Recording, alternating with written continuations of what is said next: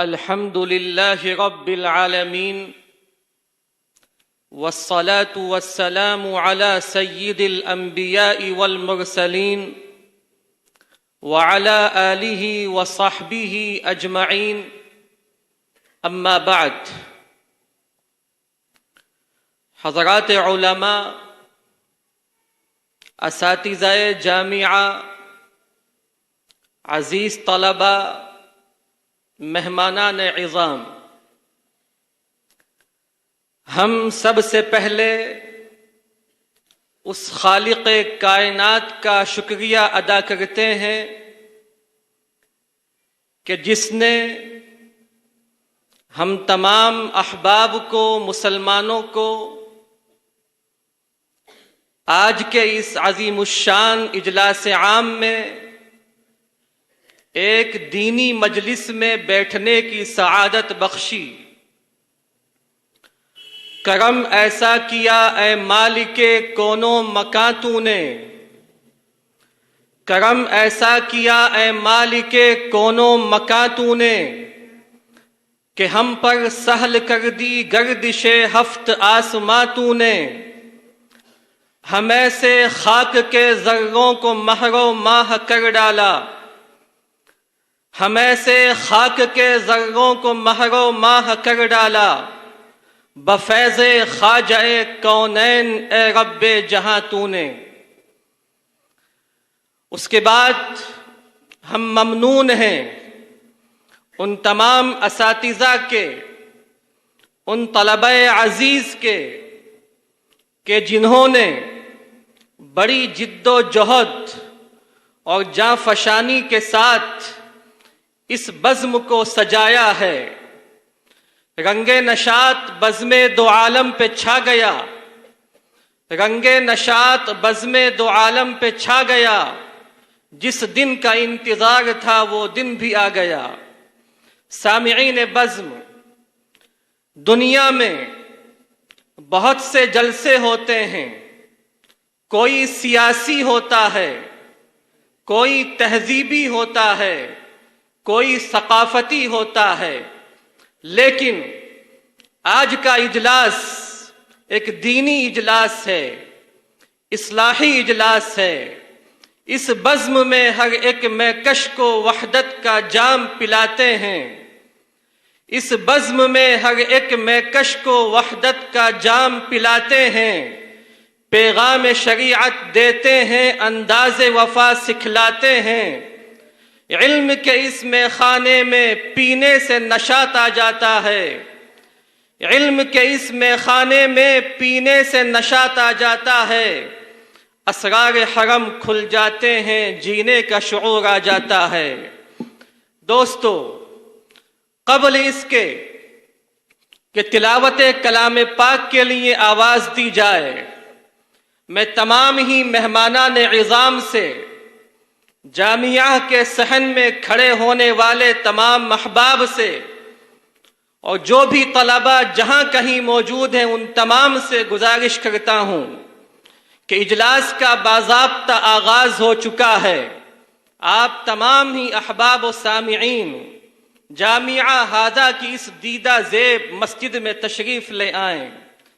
تقدیس کو لے کر بڑھتے ہیں، ایمان کو لے کر بڑھتے ہیں، تقدیس کو لے کر بڑھتے ہیں، ایمان کو لے کر بڑھتے ہیں، ہم دار و رسن کے دیوانے قرآن کو لے کر بڑھتے ہیں۔ تو آئیے تلاوت کلام پاک کے لیے آواز دیتے ہیں جامعہ ہادہ کے شعبہ تجوید کے استاذ جناب مولانا قاری محمد صادق صاحب قاسمی گنگوہی زیدہ مجدہم کو کہ تشریف لائیں اور تلاوت کلام پاک سے اس مجلس کا، اس بزم کا، اس محفل کا آغاز فرمائیں۔ اللہ من الشیطان الرجیم،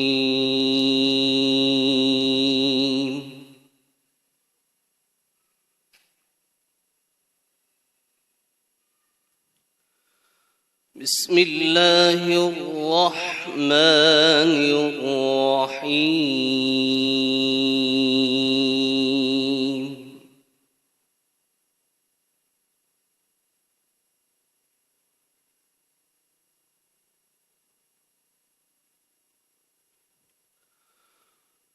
ولله ملك السماوات والأرض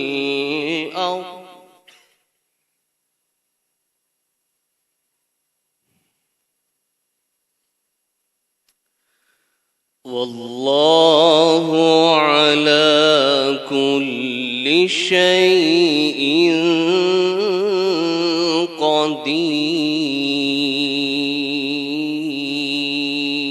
قدير.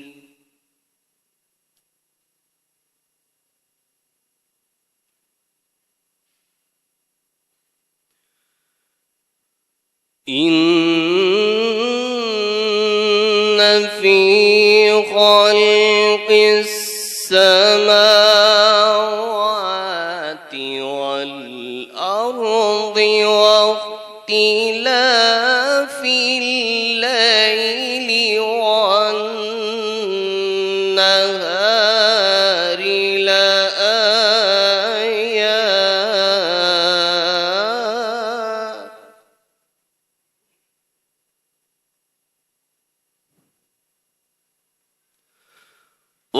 واختلاف الليل والنهار لآيات لأولي الألباب.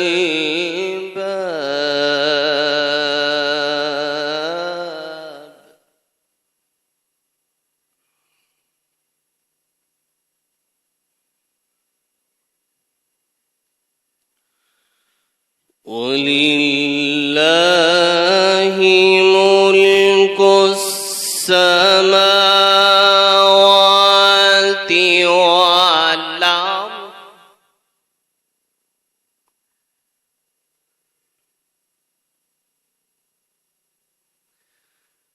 والله على كل شيء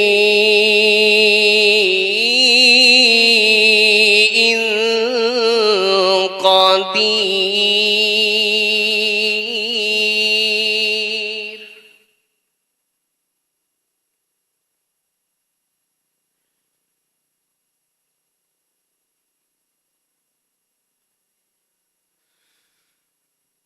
إن في خلق السماوات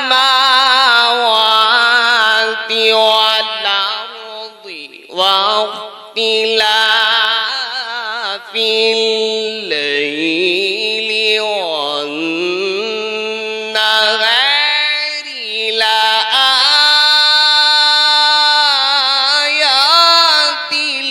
لأولي الألباب الذين يذكرون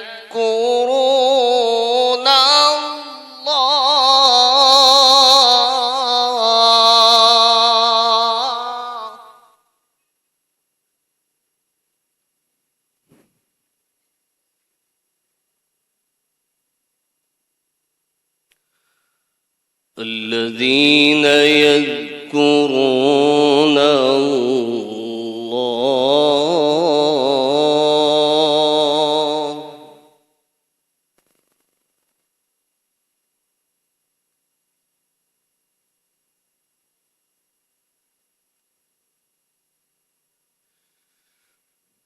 الذين يذكرون الله قياما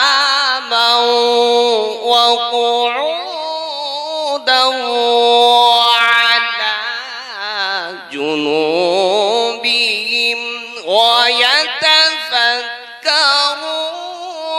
في خلق السماوات والأرض ربنا ما خلقت هذا باطلا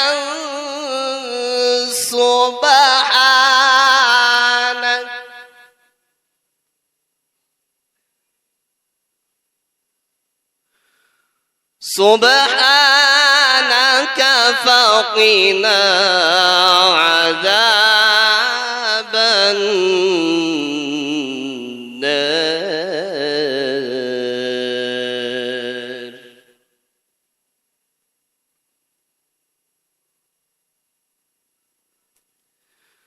ربنا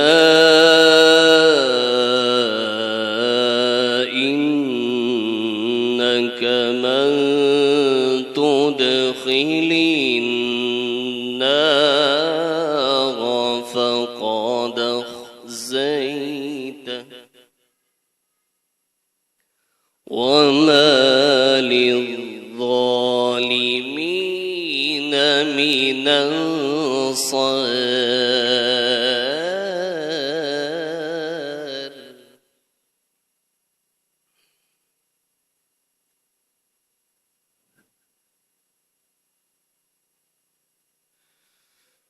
ربنا إننا سمعنا مناديا ينادي للإيمان أن آمنوا بربكم فآمنا.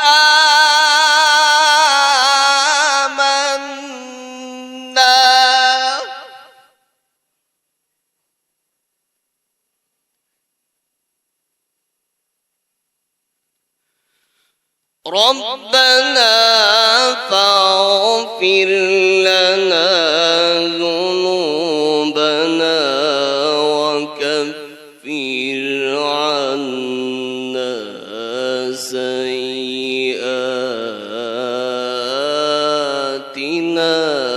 وتوفنا مع الأبرار.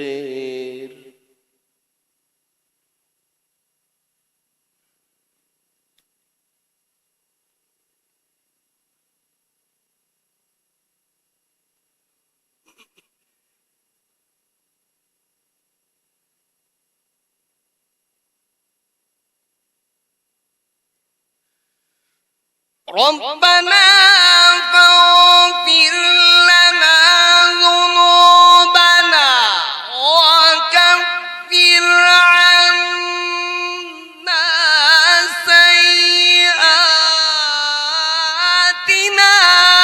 وتوفنا مع الأبرار. ربنا وآتنا ما وعدتنا على رسلك ولا تخزنا يوم القيامة.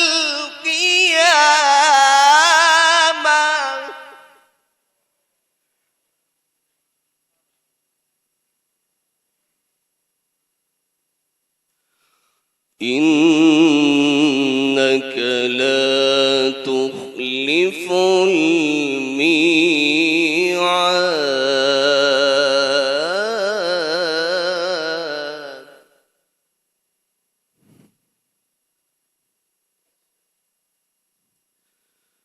فاستجاب لهم ربهم أني لا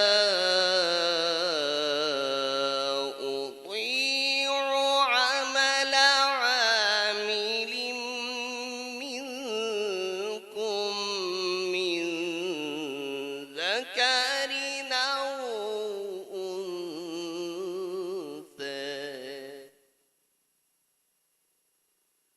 بعض من بعض. فالذين هاجروا وأخرجوا من ديارهم وأوذوا في سبيلي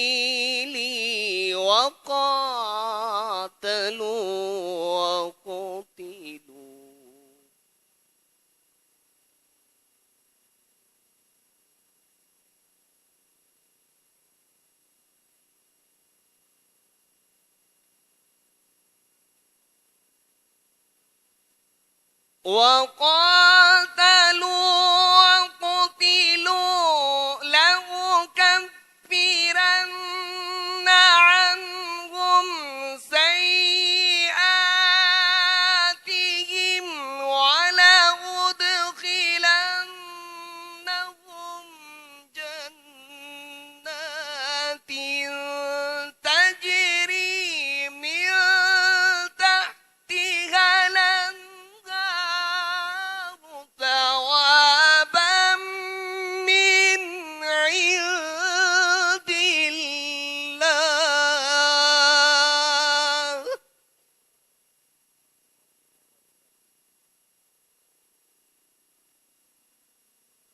والله عنده حسن الثواب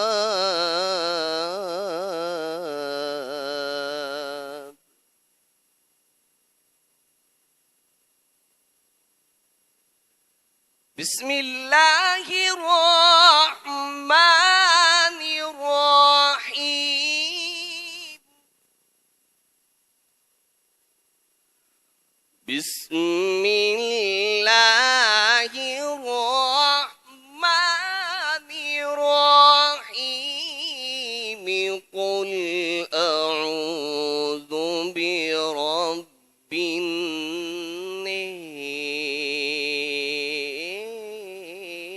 الناس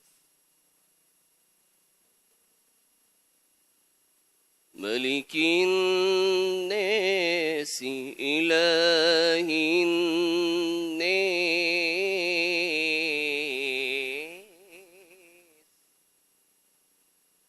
من شر الوسواس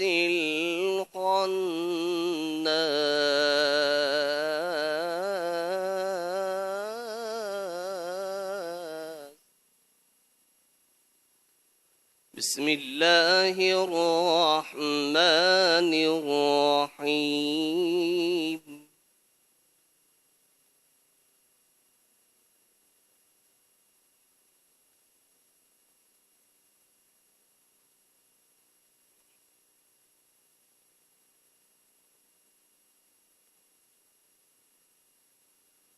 قل أعوذ برب الناس ملك الناس إله الناس من شر الوسواس الخناس الذي يوسوس في صدور الناس من الجنة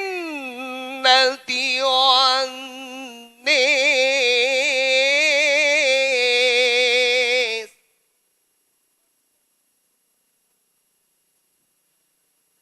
الذي يوسوس في صدور الناس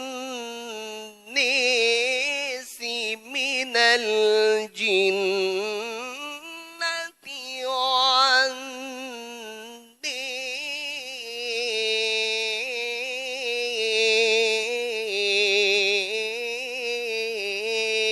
والناس صدق الله